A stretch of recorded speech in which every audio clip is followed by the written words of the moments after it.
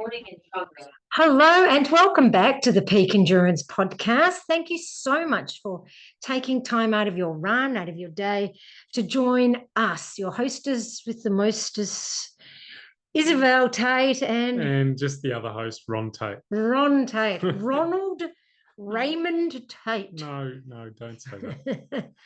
We're back again. Guess who's back? Yes, we're back.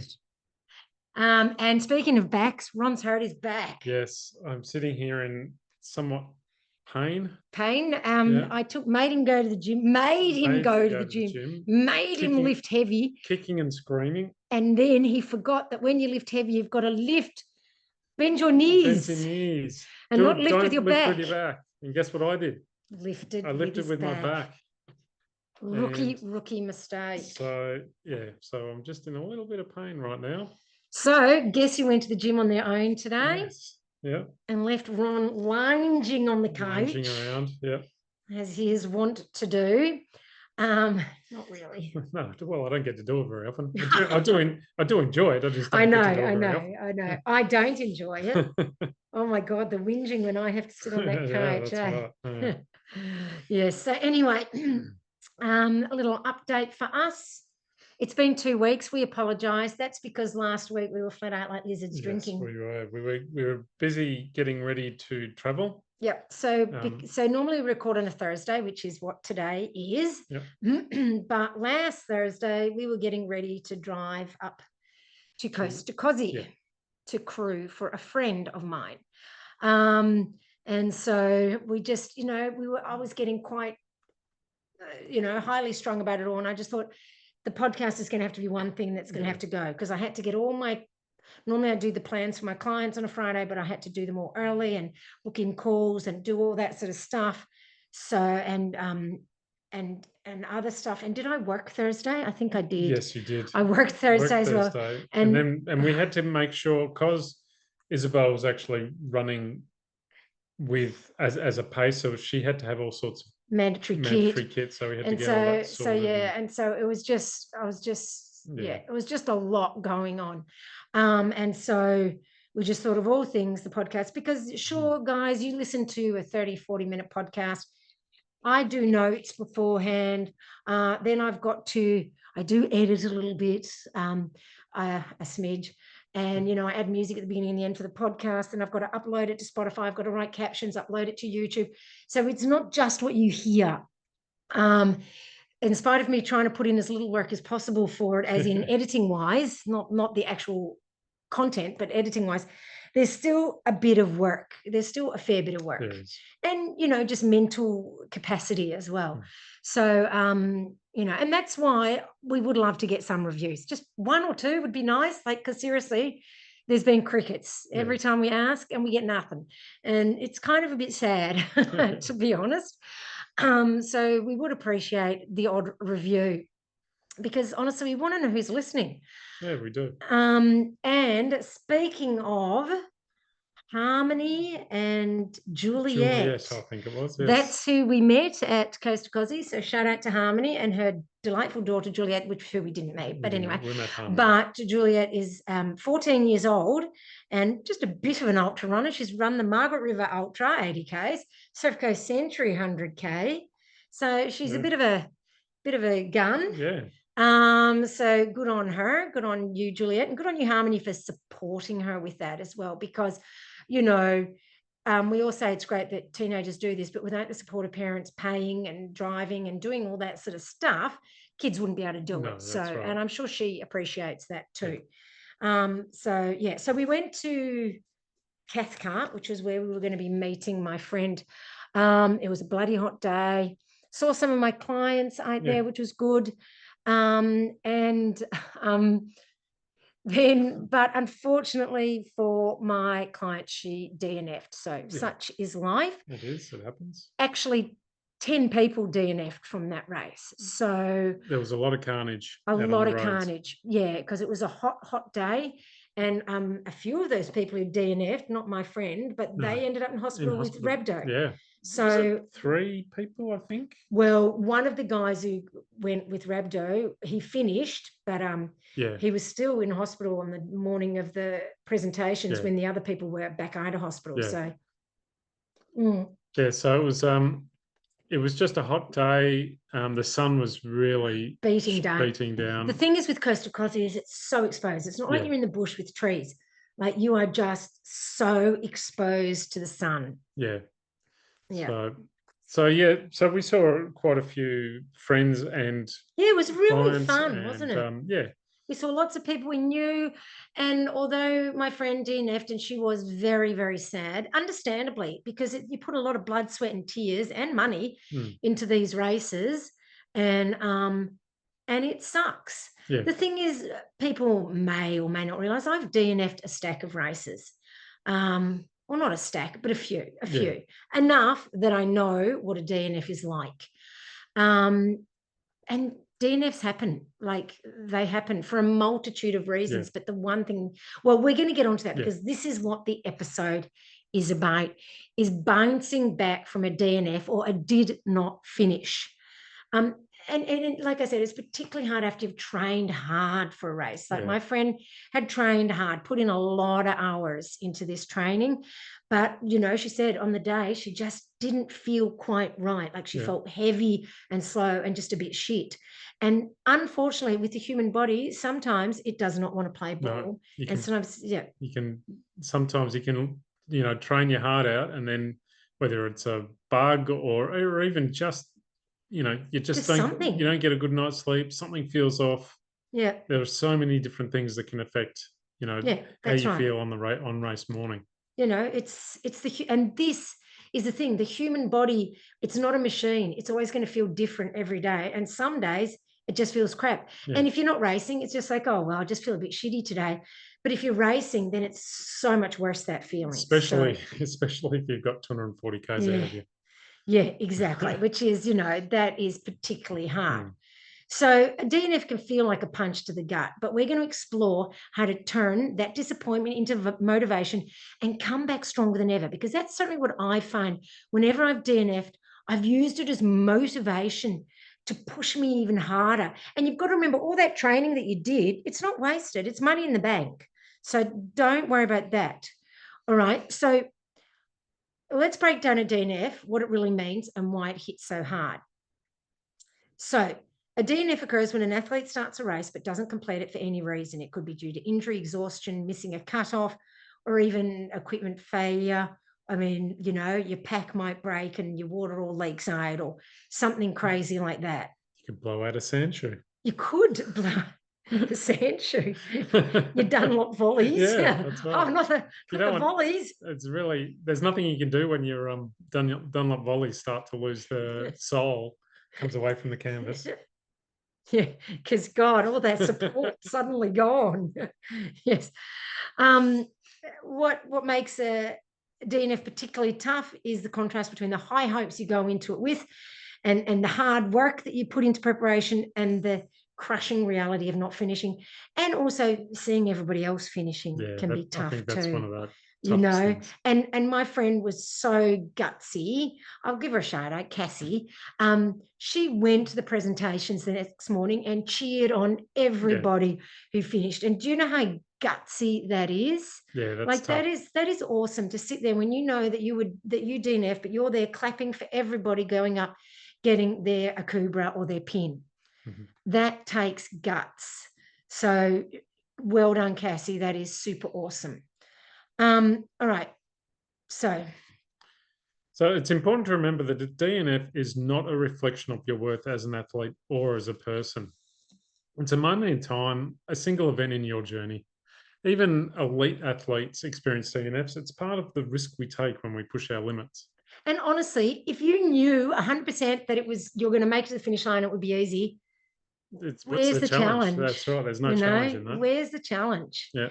And, I was listening to a podcast on the way to gym. Well, not a podcast, an Audible book. Got nothing to do with running. It's a business book. But he was talking about the Winston Churchill quote, which is well known, and it's, but the definition of success is going from failure to failure without any loss of enthusiasm, right? And that's what it is learning from each failure. And I'm putting failure in air quotes because at the end of the day, there's no such thing as a failure. There's a learning experience, and that's what it is. Because honestly, at some of my the ultras I DNF'd at, I learned that's when I learned the most, and I could improve then and come back and do my next race, even if it wasn't the same actual race, even better. And the things I've learned the best are from my DNFs, and I use them in my racing now. So it's normal to feel a range of emotions when you DNF, because it is disappointing. And look, I won't say I was never disappointed when I DNF'd. Of course I was. You can feel disappointment, frustration, anger, even a little bit shame or embarrassed. And that's okay. It's perfectly normal to have those feelings. But that means that kind of shows how much you want to finish. That's right. It shows how much you're actually invested in it. If you do it and you don't feel anything, and it's like, oh, well. You probably shouldn't have been there in the first place. That's right. And that's probably why you ended up DNFing. Yeah. But if you have those feelings, it means you're actually invested in it. Yeah. And you're doing something that is worthwhile to you. So the feelings are valid, and it's important to acknowledge them and not just stuff them down or go, oh, no, I'll be right, blah, blah, blah. However, it's also important not to live in those feelings for the next 3 months. It, like Ron said, it doesn't reflect your worth as a person. You've never DNF'd a race, have you? I've DNF'd 2 races. Okay. I just figured you hadn't raced enough to be One was an injury. So which race was this? That was my very first 2 base 56. What was the injury? I tripped, and at the time... And you broke your pride? My heart muscle just gave out. No, I had a hard bottle in the front of my vest, and I face planted and bruised my ribs with the bottle. And I continued on. That's a numpty move. Oh my God. I continued on. And that was within 2 Ks of the start. It's very trippy along that single track there. And then I've managed to go all the way to turn around and back over the hill. And by then I was kind of running on an angle, and every step hurt. And so I gave it away to about the probably 35K mark. Really? You had 20 Ks to go? Yeah. I suppose that's still a fair way. Yeah. It's actually because I'd stopped at the dam and where you come out onto the street. And there was a first aider there, and I told him what had happened, and I asked him for some Panadol, and he gave me some Panadol. And then they followed me along the road because they were in a car, and they pulled up. I was halfway to the next aid station. They pulled up alongside me and said, "You want to stop, don't you?" And I was like, "Yeah, I do." You did pull heart muscle. I just walked to that aid station and you broke your motivation. Yeah, I did. And what was the other race you did? Well, that was hut to hut just recently. Oh yeah, that was because of me. So that wasn't really your fault. See, I DNF'd that because of chafe, and I've got chafe ever since I've had that chafe. Now I think my skin must be like, it just opens up. It just opens up so easy. I've got bad chafe. I'm having to wear back patches at the moment of padding. My skin has been a bit ruined there. So I think it'll take probably a long time because you're always wearing packs, so it's never healing. Pretty much every Saturday we wear a pack. So and so my skin is just not the same there. It's pretty horrendous at the moment. It's been pretty gross. Anyway. And that was pretty much the start of it, hut to hut. Yeah, it's because it's never been like that before. I've never had issues, general normal chafe from the crop top and whatnot. But so we DNF'd that. Yeah. And I have to say, I was not overly devastated. It wasn't at all. I think we've gone back to that. Our heart really wasn't in that race. No. And I mean, you weren't well either at the time. Nah, I wasn't. Going across the crosscut, you were feeling dizzy. That's right. I was so dizzy, wasn't I? It's funny how you blank these things out of your mind. That's right. And I took heaps of medication, and the medication wasn't helping. This is medication for the Meniere's disease I have. And it just wasn't making any difference. Yeah. And then you were quite ill the next day. Yes, I was, wasn't I? Yeah. So the chafe, if anything, was just a good excuse. But we're running out of medication because I didn't think, I'd need that much. But anyway, yes.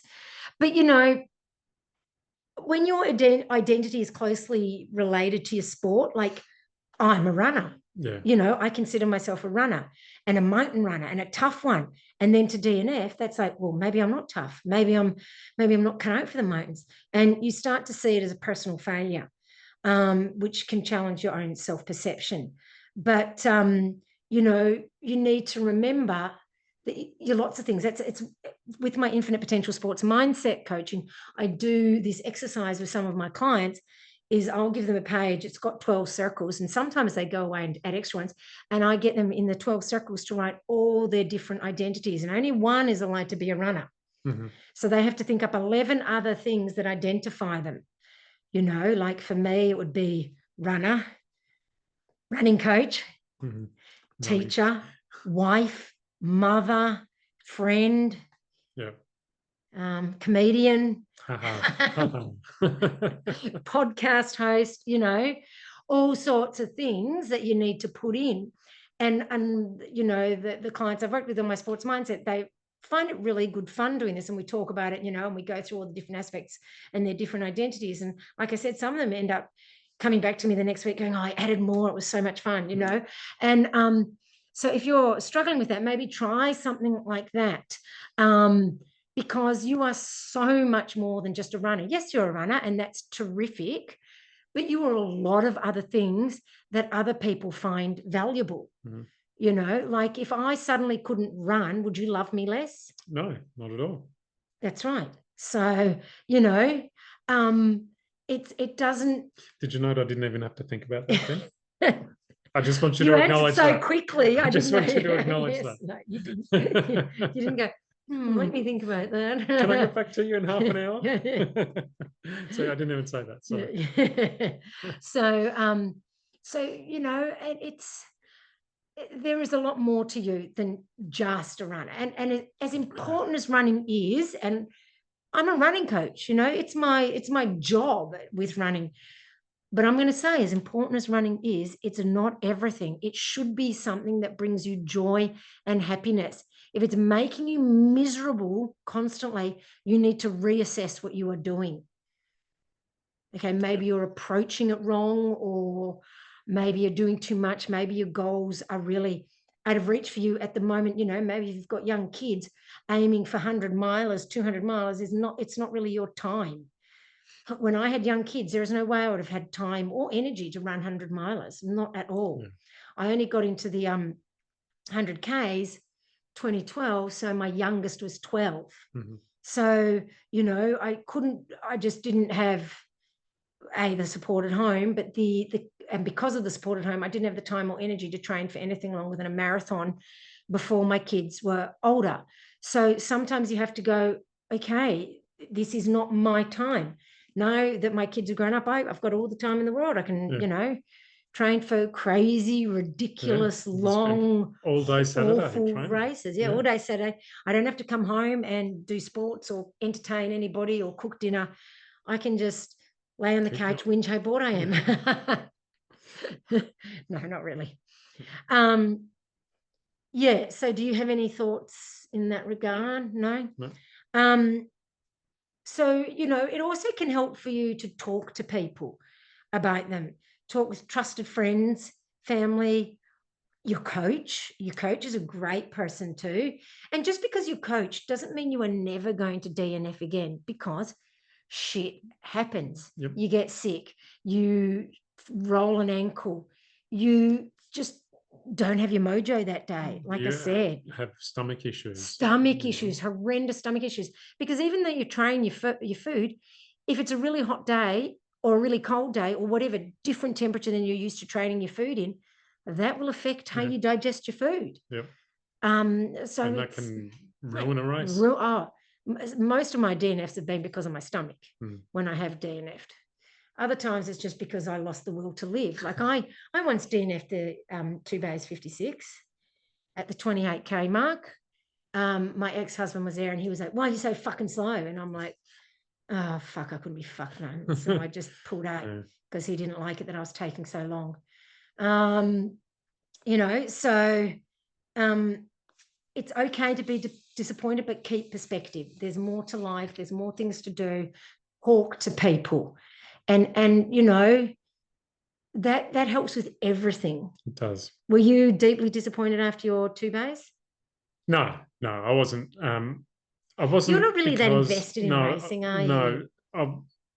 No, I wasn't. I wanted to finish it. Obviously, it was my first attempt at the 56. But that's also. I was like, oh, I'll just do it again. Try again next year. Yeah, that's it. There's always another race. Yeah, I wasn't upset by it because it was just me being clumsy. Like, it wasn't like I didn't prepare for it or anything like that. It's just an accident. Like I tripped on a tree root and fell.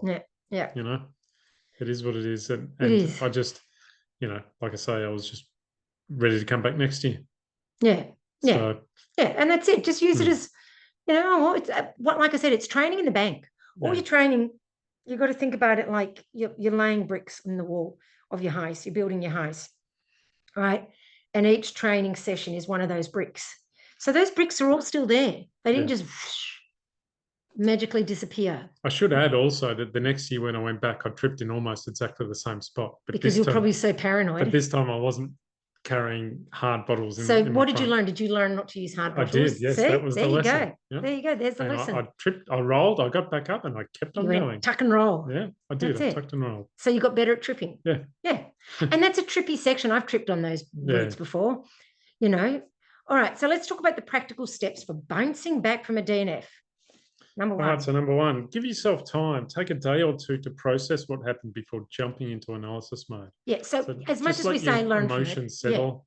Yeah, because you can make bad analyses when you're, I did this wrong, that sort of, When you're still highly emotional, you can't look at it objectively. No, that's right. All right, number two is objectively analyze the race after those day or two. Look at what factors led to the DNF. Was it nutrition, pacing? So many people, and I hate to say, when I say people, I kind of mean men, go out far too fast and then blow up, right? Yeah. And that's a lot of reasons for DNF. In saying that, I've DNF'd a 10K before for that exact reason. So, it's possible to DNF a 10K, believe it or not. Was it nutrition, pacing, gear issues like hard bottles or something out of your control, like tripping or, I don't know, you could have even got lost on the course, which is kind of in your control, but not if, say, some asshole came along and moved the ribbons, So, which I believe once happened to Nikki at the 100-miler at Class A. Someone moved some of the stuff and she went like 10K out of off course. And so she DNF'd because it was like, oh, bugger it, Yeah.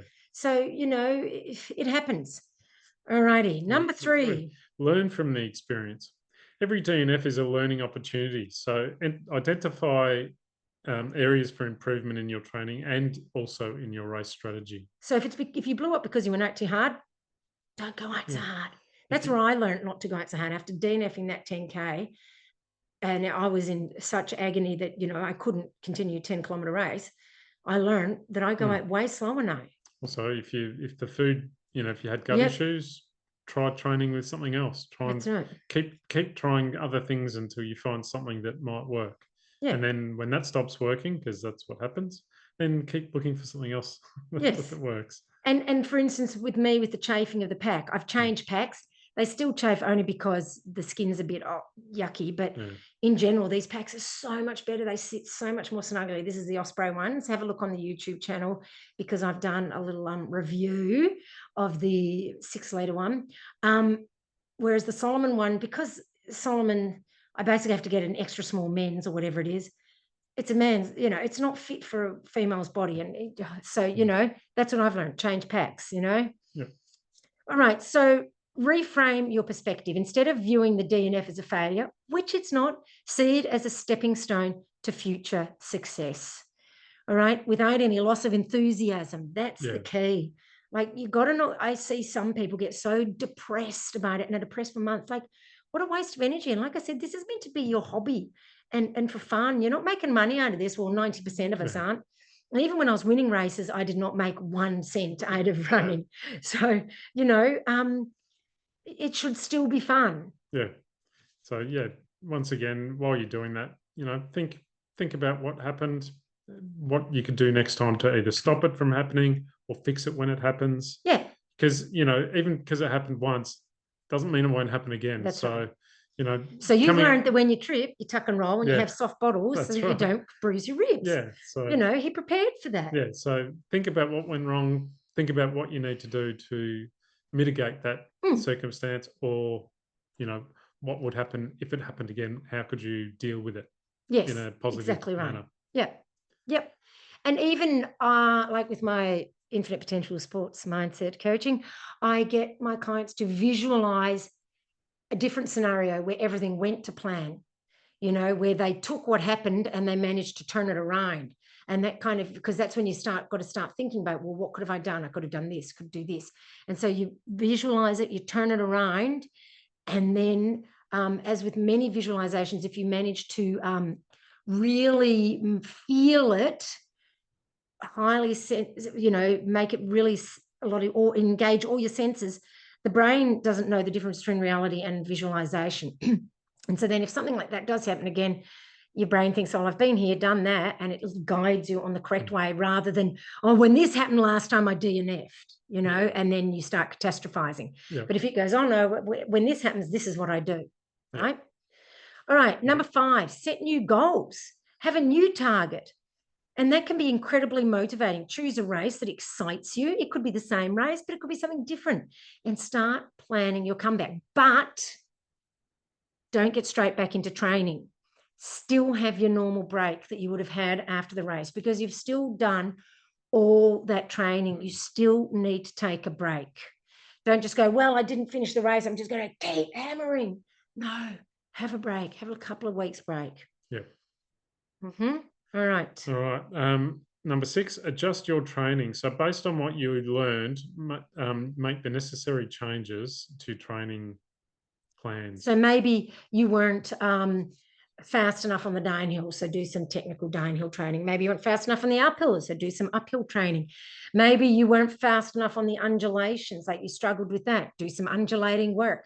Maybe, I don't know, whatever it was, adjust your training. Yeah, practice a walk-run strategy. Yeah, maybe a walk-run strategy, that sort of thing. Number 7, practice self-compassion. Be kind to yourself. I've heard some people call themselves some horrible names, but I'm pretty sure if their friend DNF, they wouldn't call their friend that or say that to their friend. Remember that one DNF, even like I've had probably 5, 6, I can't even remember. One DNF doesn't define your athletic career. 3 DNFs don't define your athletic career. Okay, honestly. Number 8, share your experience. So talking about your DNF with fellow athletes can be therapeutic and often leads to valuable advice. Because they might have some objective analysis that they can do on your race as well. Chances are, if they're an ultra runner, they've probably DNF'd as well at some point. Absolutely. So I'm yet to meet an ultra runner who has not DNF'd at least one race. Number 9, visualize success. Like I said, as you prepare for your next race, visualize yourself overcoming challenges and crossing that finish line victorious. Yeah. Arms in the air, crowd cheering. That's right, yeah. High-fiving down the finish chute. That's right. Number 10, get back out there. The best way to fully recover from a DNF is to successfully complete your next race. Yep, that's right. And, you know, just get out there, do it. Maybe make it a shorter race. Maybe, I don't know. But just get out there. Get back on the horse. That's right. Yep. Don't let one bad day define you. Use it as a motivation. Analyze what went wrong, make adjustments, and come back stronger than ever. And remember, crossing the start line is an achievement in itself. You know, half the battle is getting to the start line uninjured and fit. That's right. And not overtrained. There can be, what's the word I'm looking for? Sometimes you actually look at the race as the be all and end all and forget the fact that you put in hours and hours of training just to get there. Yeah. So that in itself is a victory. That's right. You need to acknowledge that and know that. And not use that as look at all that training I put in, what a waste. It's never a waste. That's right. And it's always a stepping stone to your next success. Exactly. You're already braver than most for putting yourself out there, because it takes courage to step up to that start line, and there's a lot of people sitting on their couches that wouldn't do that at all. So as we wrap up, I want to emphasize a few key points. A DNF is not a failure. It's a learning experience. Allow yourself to feel your emotions, but don't let them consume you. Analyze objectively, learn and adjust your approach. Set new goals and visualize success. And remember that many great athletes have DNFs in their history. It's part of the journey. It literally is part of the journey. I challenge you to find another ultra runner who has never DNF'd.